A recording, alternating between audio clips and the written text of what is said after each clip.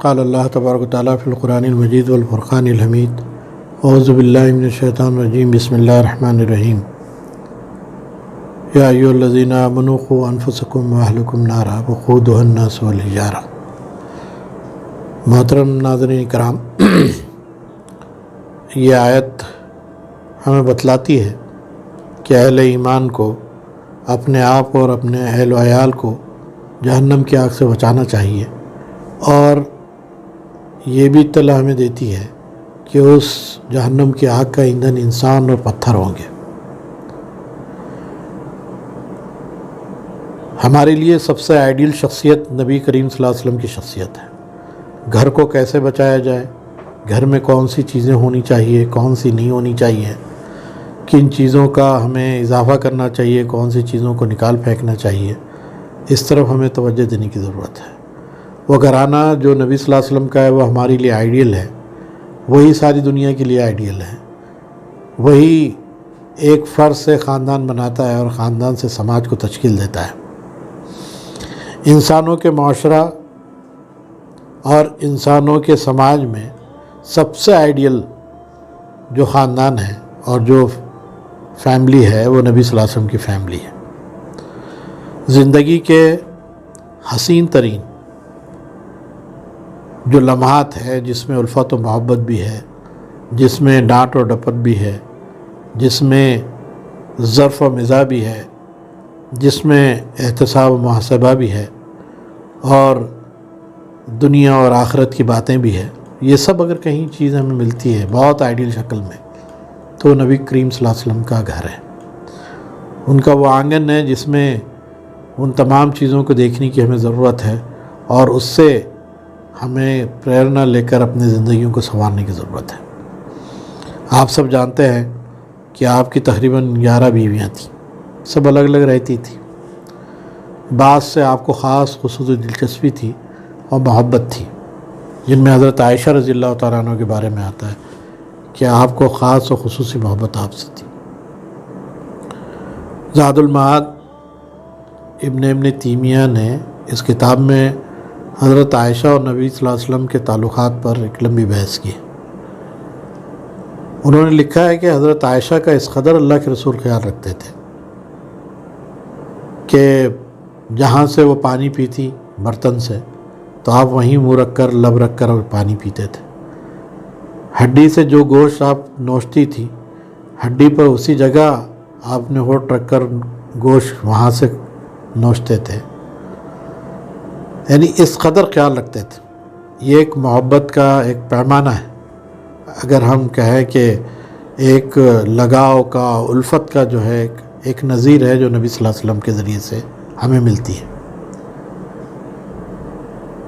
آپ کی دلجوئی کیا کرتے تھے، آپ کی سہیلیوں کو خاص طور سے بلاتے تھے، ان کی مہمان نوازی کا اہتمام آپ کرتے تھے۔ حضرت عائشہ کو رخصت دیتے تھے کہ وہ جو ان کے ساتھ کھیلیں۔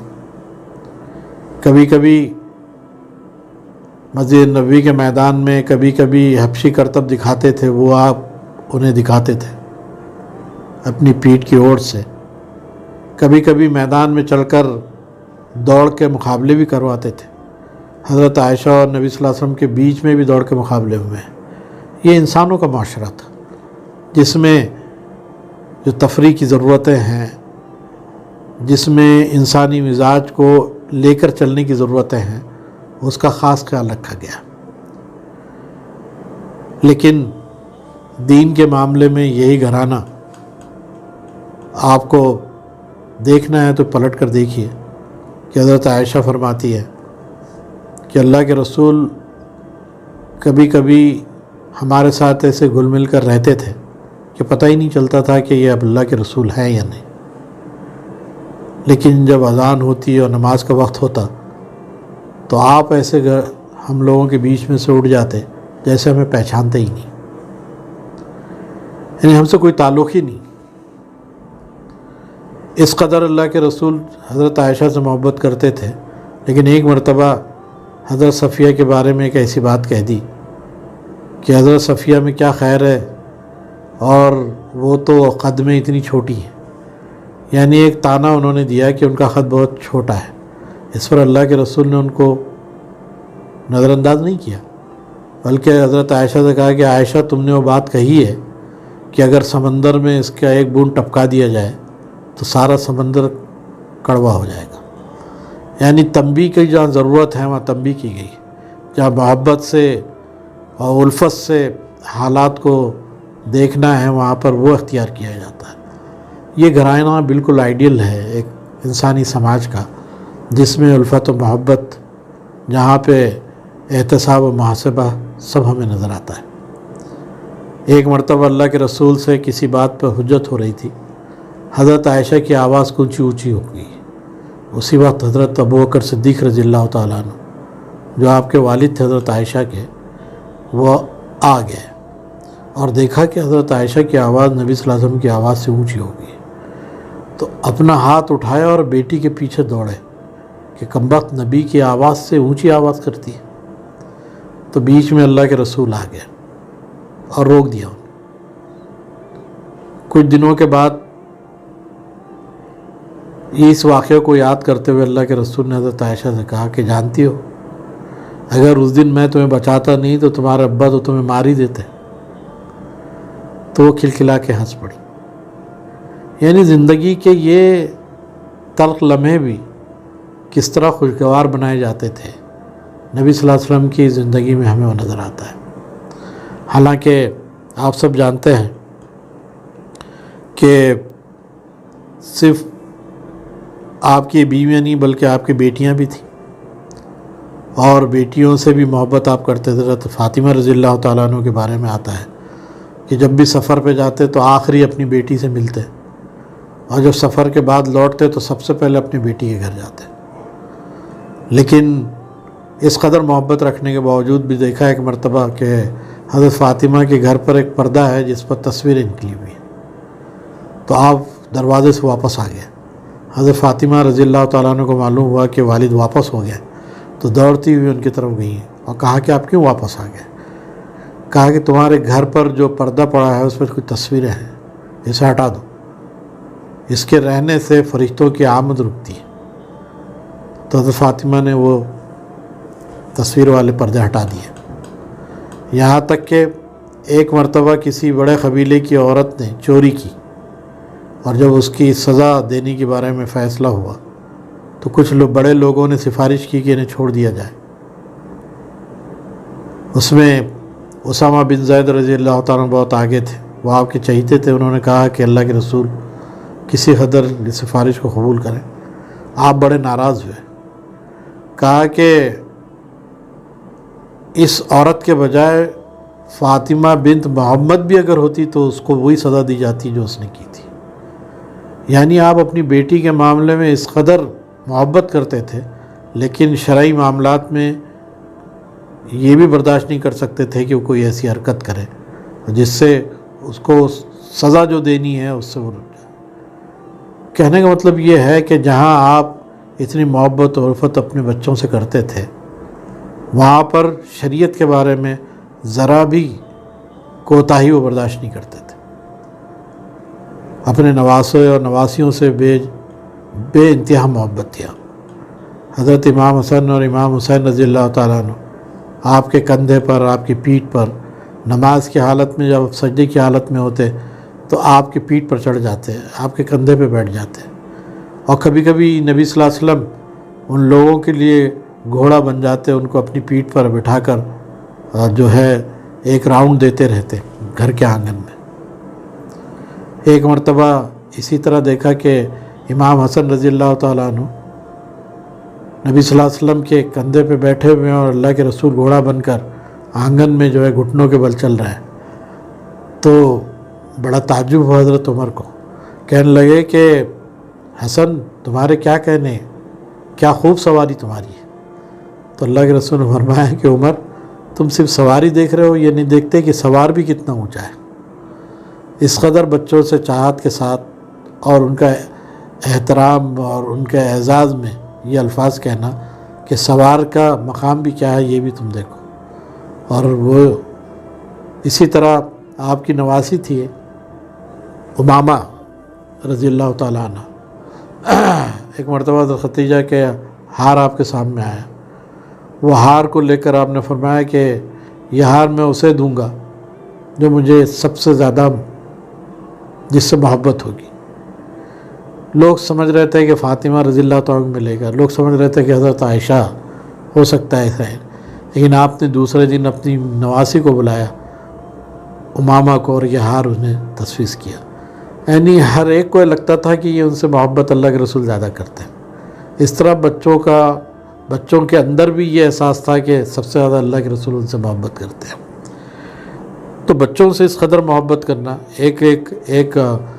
ایک بدو آپ سے ملنے کے لیے آیا، اس نے دیکھا کہ آپ بوسہ لے رہے ہیں اپنے نواسے کا، کہا کہ اللہ کے رسول آپ بچوں کا بوسہ لیتے ہیں؟ تو کہا کہ کیا تو نہیں لیتا ہے؟ کہا کہ میں نے اپنے بچے کا کبھی بوسہ نہیں لیا ہے۔ فرمایا کہ تیرے دل میں اگر خدا نے رحم نہیں ڈالا تو میں کیا کر سکتا ہوں؟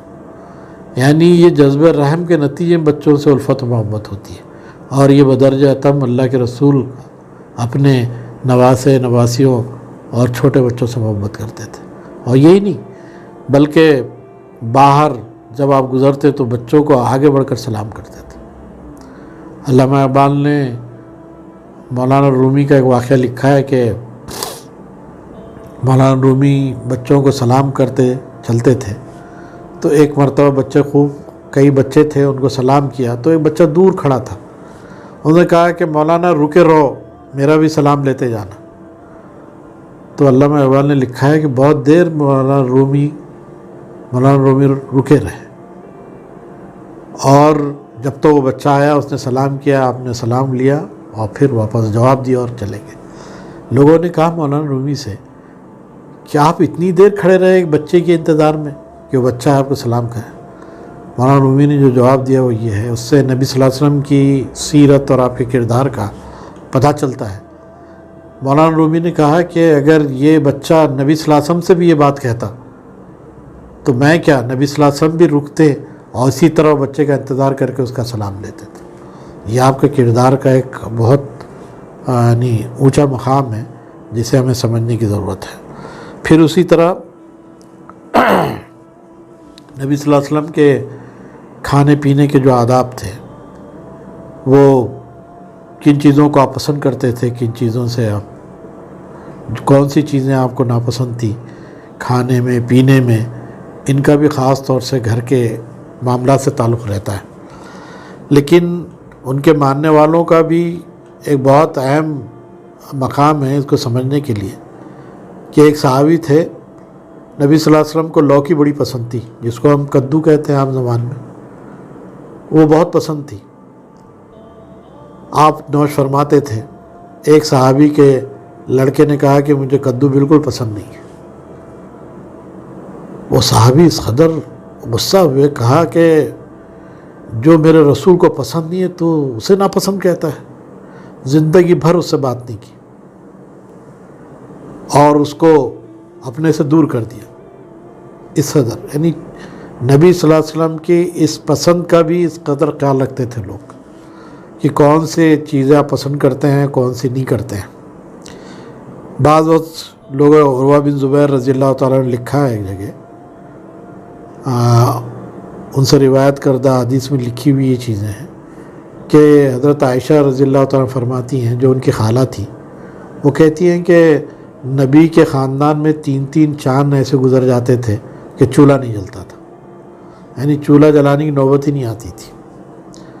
یعنی فخر و فاخر جس گھرانے کا ایک حصہ ہو، جہاں پر 11 بیویاں تقریباً اعلیٰ خاندان کی ہوں، بڑے گھرانے کی ہوں، لیکن وہ گھر میں بھی فخر و فاخر تھا، اور اس پہ بھی الفت و محبت کے باتوں کے ساتھ زندگی گزر رہی تھی۔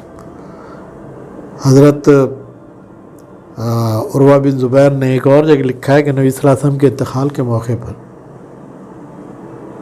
اور لوگوں نے کہا کہ نبی کو دیکھنا ہے، کوئی اگر چراغ جلا دے تو اچھا ہے۔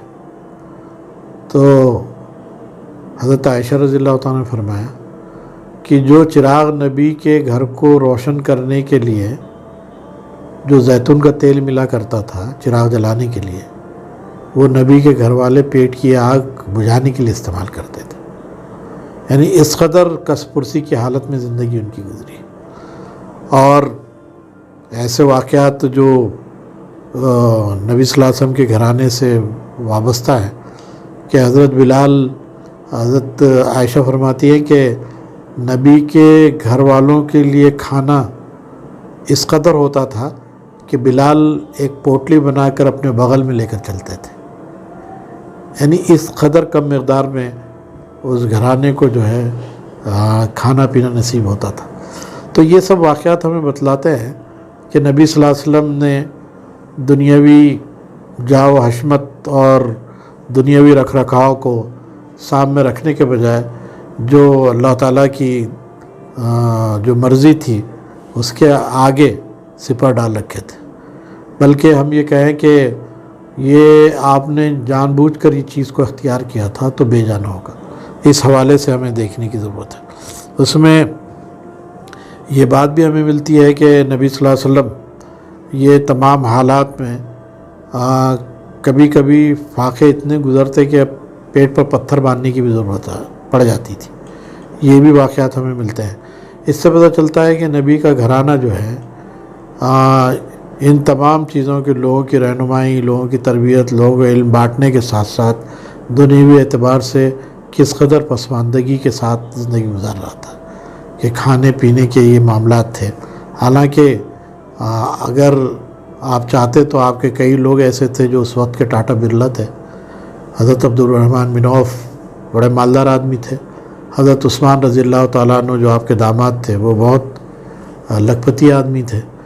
نبی صلی اللہ علیہ وسلم چاہتے تو ان تمام لوگوں سے بہت کچھ حاصل کر سکتے تھے، لیکن آپ نے ان کے احسان کو کبھی گوارا نہیں کیا کہ یہ اختیار کریں۔ اسی طرح جب نبی صلی اللہ علیہ وسلم کا انتقال ہوا ہے تو لوگوں نے اس بات کو لکھا ہے کہ آپ کے گھر ایک چارپائی تھی اور ایک کھجور کی کھال کا بھرا ہوا ایک گدا تھا اور چند برتن تھے جس میں ایک لکڑی کا ایک پیالہ تھا اور کچھ سیر جو ایک کونے میں پڑے ہوئے تھے اور 9 قسم کی تلواریں لٹکی ہوئی تھیں۔ یہ کل اثاثہ آپ کی زندگی کا تھا جب آپ اس زمین سے آسمان کی طرف کوچ کر گئے یا آپ کا انتقال ہو گیا۔ تو ان تمام چیزوں سے ہمیں اس بات کا پتہ چلتا ہے کہ دنیا میں ہلکے پھلکے رہنا اور دنیا میں جیسے قیدی جیل میں رہتا ہے اس حوالے سے زندگی گزارنا آخرت کے لیے، اس کو کامیاب بنانے کے لیے انتہائی ضروری ہوتا ہے۔ اب اتنی آئیڈیل زندگی جو نبی صلی اللہ علیہ وسلم کی ہے، اس کے باوجود بھی اتنی محبت و الفت کے ساتھ زندگی گزارنا، ان کی بیویوں کا، ان کے بچوں کا اور ان نواسیوں کا ایک معجزے سے کم بات نہیں ہے۔ تو ہم اللہ سے اس موقع پر یہی دعا کرتے ہیں کہ پروردگار اس زمین کے اوپر جو سب سے آئیڈیل شخصیت ہے نبی صلی اللہ علیہ وسلم کی، اس شخصیت کا پرتو ہماری زندگی میں ڈالے اور ہماری زندگیوں میں ان کرداروں کو رج بسا دے جنہوں نے ایک وقت میں زمین پر ایک بڑا انقلاب برپا کیا۔ وہ دنیا کے حالات میں دنیا کی چاہت کے بجائے انہوں نے آخرت کو پسند کیا، اللہ کو پسند کیا، جہنم کی آگ سے بچنے کا انہوں نے اہتمام کیا، جنت کے لیے انہوں نے تک و دو کی اور نبی کریم صلی اللہ علیہ وسلم کا ساتھ دیا۔ آج بھی کامیابی اسی میں ہے کہ سب چھوڑ چھاڑ کر اللہ اس کے رسول کا ساتھ دیں، نہ صرف باہر بلکہ گھروں کے اندر بھی وہ ماحول ہم بنائیں جس سے جہنم کی آگ کا ہم ایندھن نہ بن سکیں۔ واخر دعوانا الحمدللہ رب العالمین۔ سبسکرائب کیجئے اس چینل کو اور بیل آئیکن کے بٹن کو دبائیے لیٹسٹ ویڈیو سب سے پہلے دیکھنے کے لیے۔